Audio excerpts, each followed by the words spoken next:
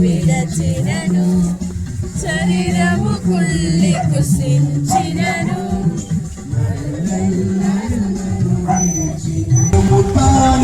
అన్నాడన్నా మనిషిగా దేవుడిగా మరణం పాపం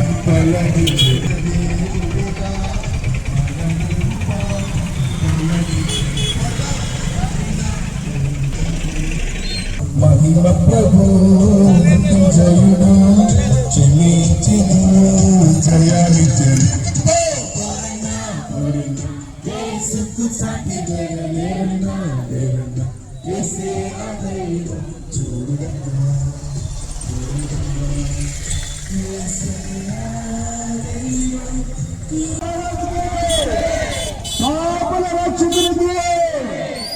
యేసుని నమ్మండి, యేసుని నమ్మండి, రక్షణ పొందండి.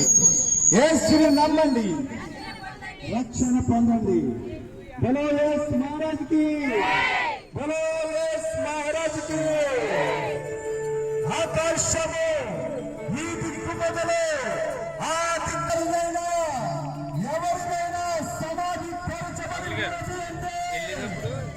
కూర్చుంటాను ఇలా మొత్తం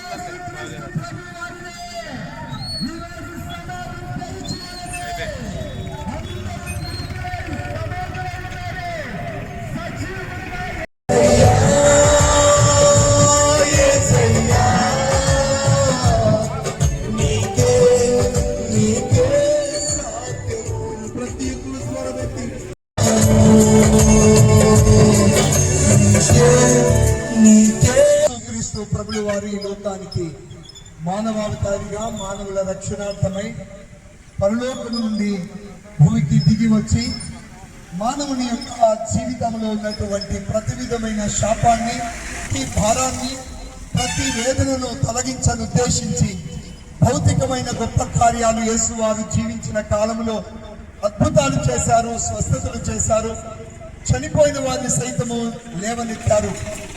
అయితే ఇది భౌతికమైనటువంటి ఆశీర్వాదాలు మాత్రమే కాకుండా మనుషుడు ఈ లోకములో యాత్రికుడు, పరదేశి. ఈ లోకం ఎవరికి శాశ్వతం కాదు. ఈ లోకయాత్ర ముగిసిన తరువాత మనుషుని ఆత్మకు చావు లేదు. మన్నైనది వెనుకటి వెళ్ళే మరలా భూమికి చేరుతాది. కానీ ఆత్మ తాను దయచేసిన దేవుని యొద్దకు వెళ్ళవలసి ఉంది. యుగాలు జీవించే ఒక 2 స్థలాలు ఉన్నాయి. అది ఒకటి నరకం, 2 పరలోకం. ఓ మనుషుడు ఈ లోకయాత్ర ముగించి చనిపోయిన తర్వాత వాని యొక్క ఆత్మ వెళితే నరకానికి వెళ్ళాలి, లేక స్వర్గానికి వెళ్ళాలి. నరకంలో ఏముంటది అంటే బహు వేదన ఉంటది. అక్కడ అగ్ని ఉంటది, అగ్ని ఆరదు, పురుగు చావదు. పురుగు అంటే మన ఆత్మ, అక్కడ చావు లేదు. అక్కడ వేదనకరమైన స్థలములో వేదన పొందాల్సిందే. అలాంటి వేదన నుండి మనుషులను తప్పించడానికి యేసు ప్రభువు వారే మానవావతారిగా వచ్చి మానవుని అందరి పాపముల కొరకు, శాపముల కొరకు తన అమూల్యమైనటువంటి రక్షణ సంకల్పాన్ని సిద్ధపరిచారు. తన శరీరంగా ఆయన కాచినటువంటి రక్తము చేత ఈరోజు విశ్వసించిన ప్రతి మనుషునికి పాపక్షమాపణ కలుగుతుంది. నీతివంతునిగా తీర్చబడి యేసుతో యుగాలు జీవించే పరలోకాన్ని ఆయన సిద్ధపరిచారు. అలాంటి గొప్ప రక్షణ సంకల్పాన్ని నెరవేర్చడానికి 2000 సంవత్సరాల క్రితమే ఆయన కల్వారి సేవలో తన అమూల్యమైన రక్తాన్ని కార్చి ప్రాణాన్ని పెట్టి చనిపోయారు. చనిపోయి సమాధి చేయబడ్డారు. ఆయన బ్రతికున్నప్పుడే చెప్పారు, పునరుత్థానపు జీవమును నేనే, నా యందు విశ్వాసం ఉంచేవాడు ఎన్నటికీ చనిపోయాడు అని ప్రభు చెప్పారు. ఆ పునరుత్థానుడైన యేసు వారు ఈరోజు సమాధి గుండెను చీల్చి ఆయన సమాధిలో నుండి సజీవుడిగా లేచినటువంటి యేసుని మీకు పరిచయం చేస్తూ ఉన్నాం. యేసు ఎవరు అంటే, మరణమా నీ ముళ్ళెక్కడా, మరణమా నీ విజయం ఎక్కడని ఒక సవాలు విసిరి, మరణము అంతం కాదు, మరణమే మానవ జీవితానికి ఒక ప్రత్యేకమైన పరలోక ప్రవేశం అనేటువంటిది యేసు వారు తెలియచేశారు. కాబట్టి యేసు ప్రభువు వారు చెప్పారు, ఇదిగో నేను మృతుడనైతిని గాని యుగ యుగములకు నేను సజీవుడను అని ఆయన చెప్పిన మాట నెరవేర్చారు. ప్రపంచమంతా కూడా చూస్తుండగా, వేలాది మంది ప్రజలు చూస్తుండగా ఆయన ప్రజలలో సంచరించి మరలా ఆయన పరలోకములకు ఆరోహణమైనటువంటి యేసు మరలా ఈ లోకానికి రాబోతున్నాడు. యేసునందు విశ్వాసం ఉంచిన వారిని ఆయన పరలోకం తీసుకెళ్ళడానికి సిద్ధంగా ఉన్నాడు.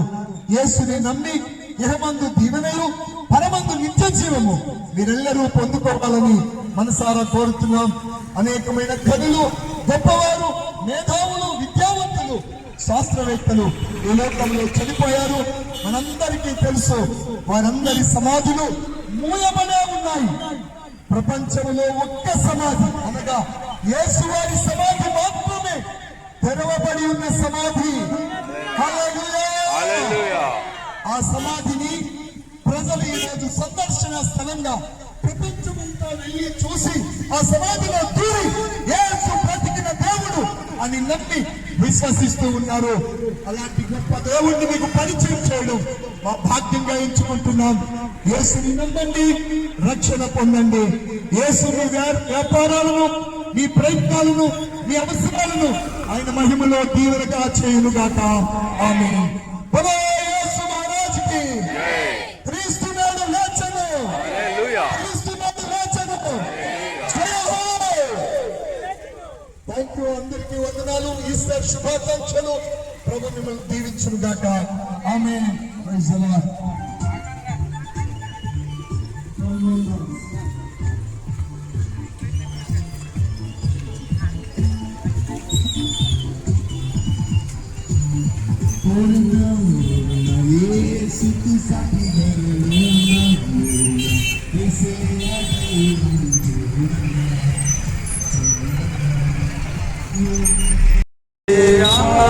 దైవం చూడన్నా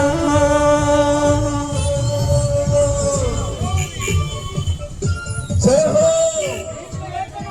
జయ హో. ఈ పాపం పోవాలంటే, ఈ స్వర్గం చేరాలంటే, ఈ రక్షణ కావాలంటే